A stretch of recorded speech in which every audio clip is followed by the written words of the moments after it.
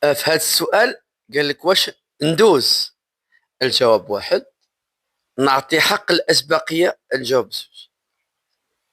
في هذه الحالة كاين المدار، كاين العلامة ديال الإجبار، مدار، ولكن كاين غير مدار ما معهاش العلامة ديال ليس لدينا حق الأسبقية، حيت إلا كانت غير مدار راه كنطبقوا القاعدة ديال مولي من يدوز واخا في المدار.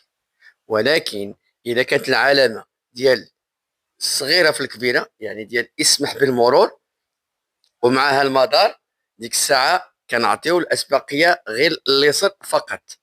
دابا لا، دابا نعطيو الأسبقية لمن؟ قالك السؤال واش ندوز؟ لا، نعطي حق الأسبقية نعم، حيت اليمين ديالي عامر. الجواب الصحيح رقم زوج.